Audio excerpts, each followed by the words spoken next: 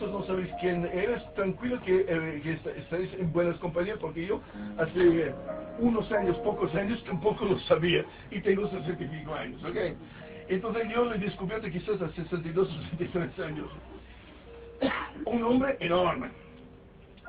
Lo he descubierto como, por esta preocupación que yo tengo sobre lo que he dicho también fuera, sobre el hecho que nuestra sociedad, que si lo queremos o no, el capitalismo salvaje y tal, está basado sobre teorías de Darwin. Parece sorprendente, pero lo es. Darwin se llama el darwinismo social. Y se ve que Darwin, con esta idea de la lucha para sobrevivir y que las especies se forman con esta lucha, y los que son más fuertes y con más capacidad de adaptación triunfan, y pues los otros que no desaparecen, pues todo el mundo de pensamiento político de la derecha y del mundo conservador ha acogido también estas ideas.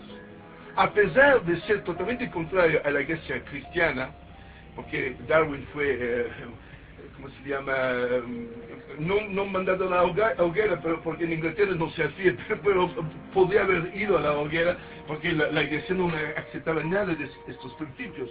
Pero los conservadores duros y tal, sí, inmediatamente han cogido esto, y podría ser la manera de explicar por qué algunos dominan sobre la mayoría de esclavos y otros que no dominaban. Y entonces Darwin, con esta situación ambigua, de un lado ser odiado por los conservadores cristianos, de la derecha cristiana, y muy amado por los de la economía salvaje, del capitalismo salvaje. Y yo, intentando de entender más de esta historia del siglo XIX, de por qué, quién era de un lado, quién era contrario a Darwin, empieza a salir el nombre de Kropotkin, como uno biólogo, porque era biólogo, que tenía una visión contraria. Era ruso, nació en 1840, 41, yo no tengo la precisión de los números, podéis encontrarlo en Wikipedia, no es muy importante, pero por ahí nació en el 1840 y muere en 1923, importante esto porque muere un poco después de la Revolución Rusa. Y este hombre, entonces, en muchos de sus escritos, empieza a hablar que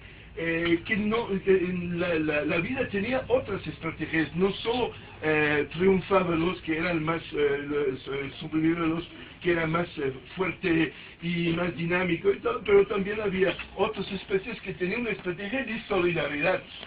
Hablamos de las hormigas y muchas otras especies, y que había también entonces en una evolución biológica que daba fuerza a las especies que tenían solidaridad entre ellos. Y de ahí a llegar a su idea política principal, pero veniendo de la biología, como biólogo, del anarquismo. Es básicamente el padre del anarquismo con Bakunin. Preparando como hago cada semana lo que voy a decir, estoy mirando y me he dado cuenta que yo caminaba en una tierra minada en España, porque hay ciertas personas, más bien del mundo de la CNT, que saben mogollón sobre la historia de Kropotkin, saben mogollón, porque su pensamiento ha tenido mucho que ver con el anarcosindicalismo de la guerra civil, y fue muy inspirador, y me he dado cuenta que basta decir una cosa u otra, y hay ciertas personas que son talmente eruditos sobre el sistema, sobre el personaje, que es fácil de hacer errores. Entonces quiero disculparme inmediatamente a los historiadores de la CNT si voy a equivocarme en la presentación de este hombre. Otra vez, yo no soy historiador, soy una persona aquí. Hablo de esta cosa porque pago el alquiler yo y no vosotros. Es la única diferencia. Entonces, el hombre me ha interesado por esto, de su capacidad de hacer una especie de oposición a Darwin. Y como he dicho también fuera, a mí me gusta Darwin, me gustan las personas que Darwin tenía, ¿cómo se llama?, muchísimas dificultades a publicar su libro sobre el origen de las especies, ha sufrido mucho, entonces su valentía, Darwin no lo ponía en duda. La única cosa es lo que pasó después con estas teorías y cómo han sido recuperadas inmediatamente por el capitalismo salvaje, tipo a la Trump. Yo he triunfado y los que no triunfan que se joden y que mueren. Esto es básicamente el capitalismo en una frase sencilla. Entonces, el personaje,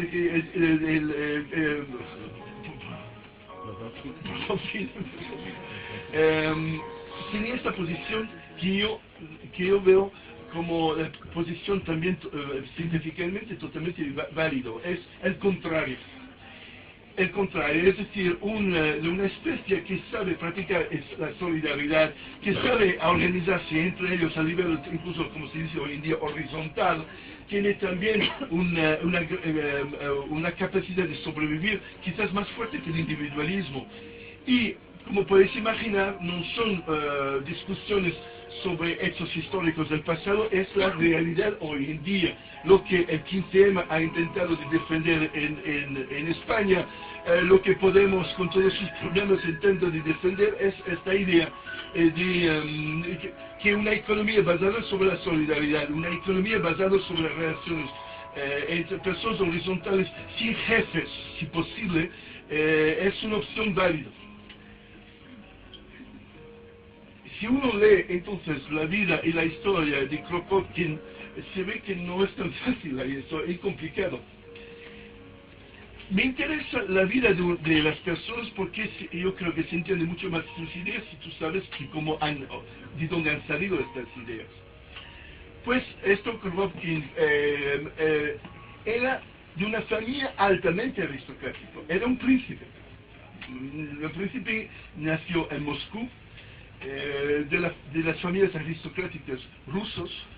Cuando él nace, había esclavos en Rusia, es decir, que no había democracia, había los familias aristocráticos con poder y los otros no tenían ningún, tampoco dimensión jurídica, eran esclavos y el aristócrata podía hacer lo que quería con sus propios esclavos.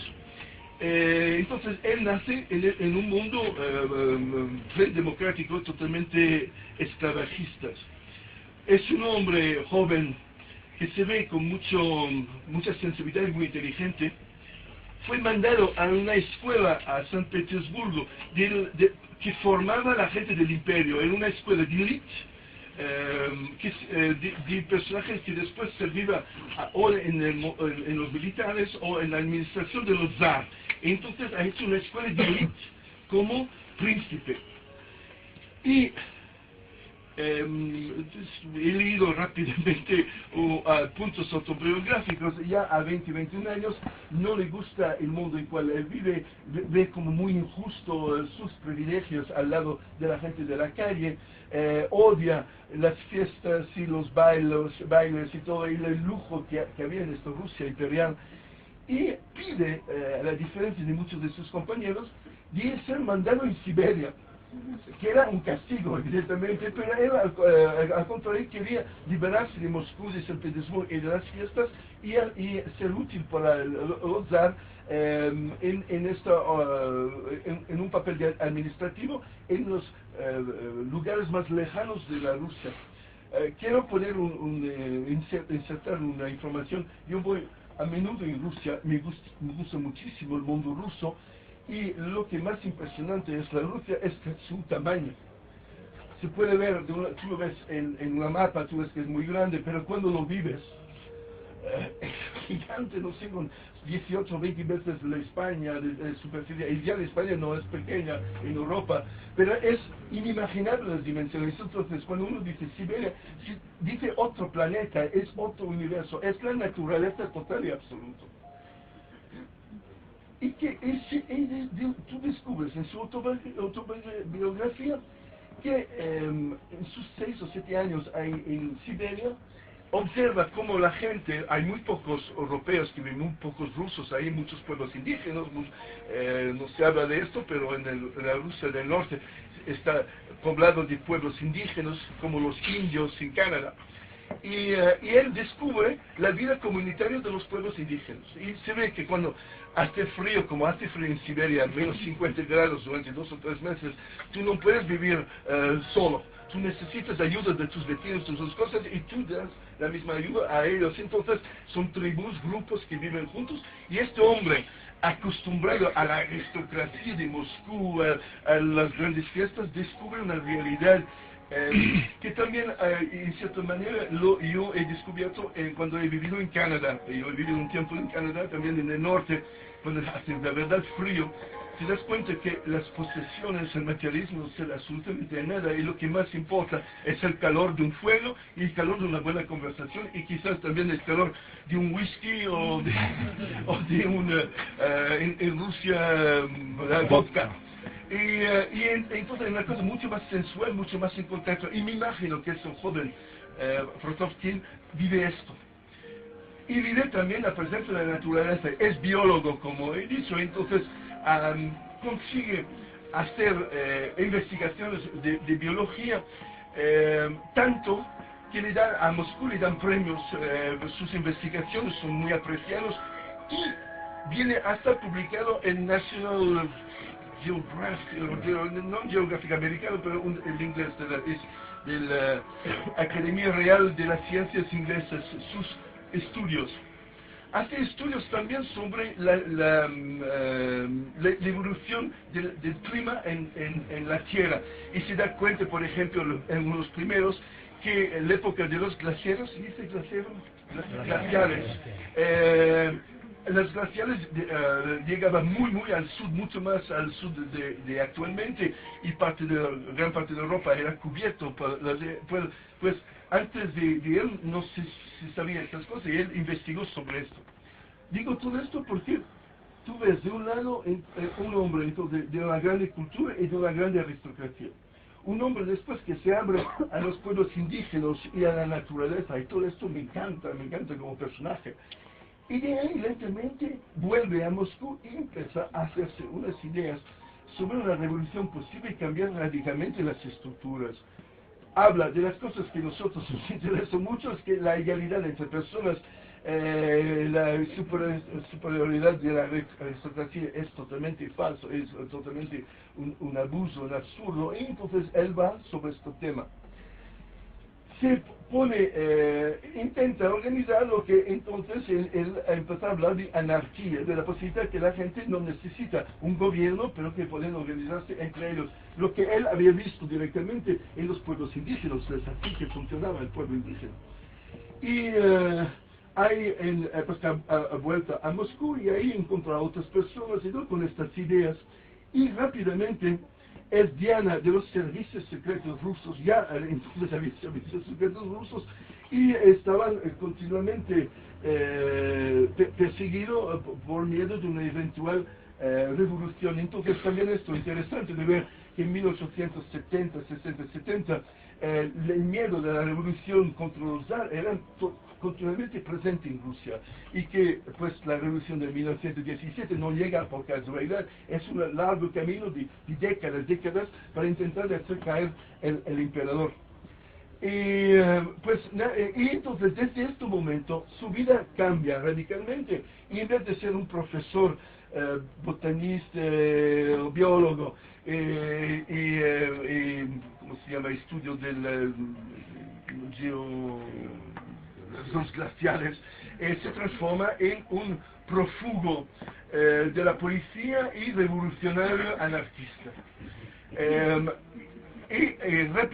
Viene puesto en cárcel durante años, 2 o 3 años en Rusia, consigue evadir con sus cómplices de la cárcel en Rusia, llega en Europa, y en Europa del Oeste tiene, desde la Suiza, la Francia, la Inglaterra, está continuamente girando, y con un trabajo de revolucionario enorme, conoce a todos los revolucionarios, Malatesta en Italia, anarquista, Bakunin, su compañero de ruso también, y tiene continuamente problemas. Ha incluso casi 10 años en cárcel en Francia.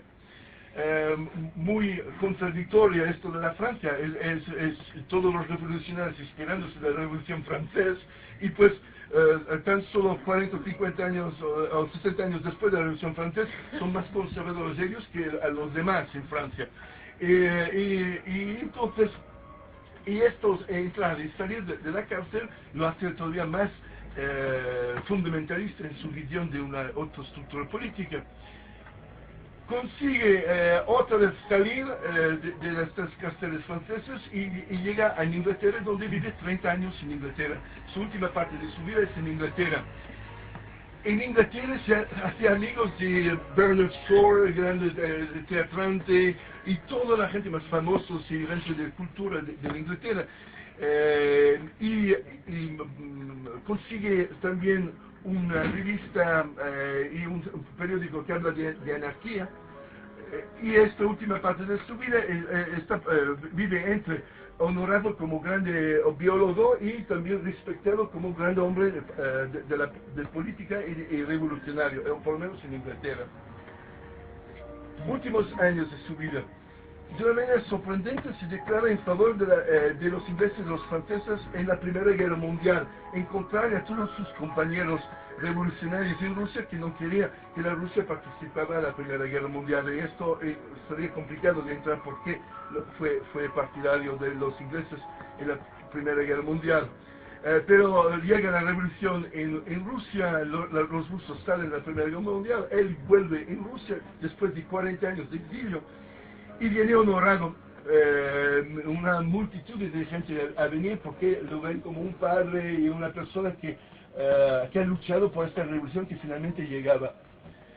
Habla muchísimo con Lenin, cada semana está en encuentros con Lenin y con muchísimos ¿cómo se llama? Enfrentamientos con Lenin. Es también muy divertido de ver que las cosas no son a 100 años de distancia, parece que estas revoluciones se hacen así, nada, ¿no? Son personas que luchan entre ellos, los mismos aliados de un lado son revolucionarios, del otro lado acaban a hostias en las discusiones. Esto nos recuerda un poco la izquierda en España, ¿verdad? Y pues la misma cosa es. Él quería anarquía, no quería una estructura de Estado. Después el stalinismo llega con esta estructura soviética, él quería todo lo contrario.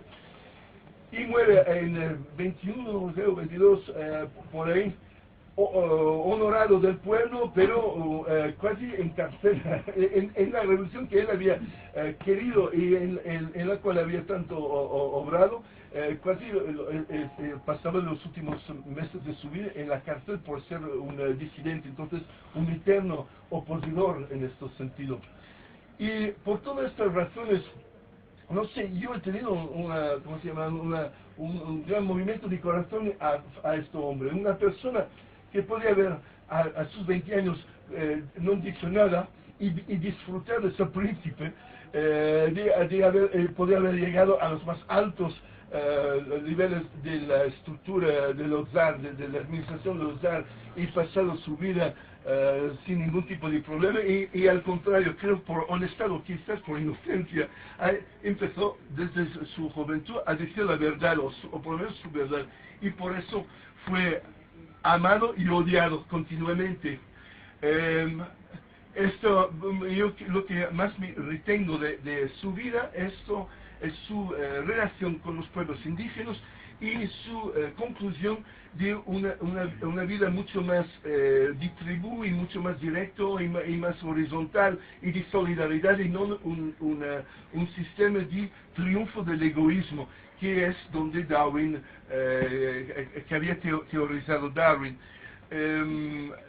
Y creo que este enfrentamiento ideológico profundo entre Darwin, que era también un hombre valiente y un hombre también que ha vivido de una manera sincera sus propias opiniones, y estos dos visiones, la dialéctica entre estos dos pensamientos biológicos y después políticos, yo creo que todavía hoy en día en nuestra realidad estamos en esto. Es decir, que no hemos encontrado una solución. No, todavía las discusiones están presentes, son muy presentes. Interesantísimo, entonces, si podéis leer las cosas que he escrito, 3 o 4 libros que han sido bestsellers en su época. Os doy Wikipedia como referente para saber el nombre de los libros y todo esto. Y con esta idea que estamos todavía ahí. Estamos todavía en esta discusión. Su pensamiento es extraordinariamente actual. Además, y para acabar, entra también en lo que yo pienso, que las revoluciones no se hacen en un día y tampoco se hacen en un año. El cambio de pensamiento en la civilización humana se hace sobre milenios. Uno puede decir, pero ¿cómo dice? Yo sinceramente, yo pienso que para cambiar el sentido de la historia son generaciones y generaciones y generaciones. Y a veces tal vez vamos un poco más arriba y a veces un poco más abajo. Pero si uno mira desde los orígenes, desde los primeros seres humanos descubriendo el fuego hasta hoy en día, alguien con los teléfonos móviles que en este momento está filmando esto, aquí hay una evolución increíble con todas sus complicaciones, y esto ha tardado 150.000 años entre el fuego por el teléfono móvil. Quizás las revoluciones del pensamiento son en las mismas dimensiones del tiempo. Yo soy un creador,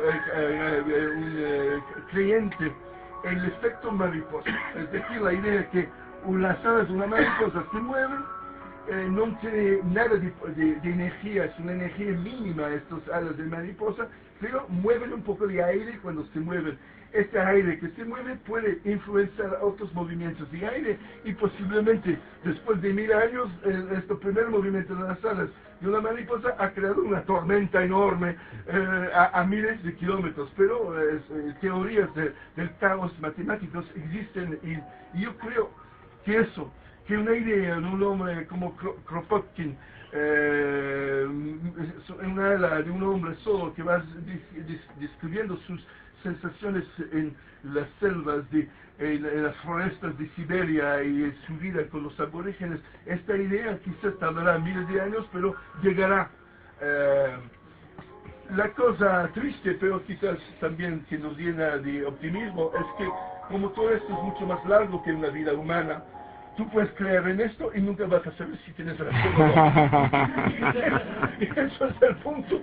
Y entonces basta creerlo y ya está. Y nadie te puede decir, bueno, no tienes la razón. Yo creo en eso y creo que se puede hacer.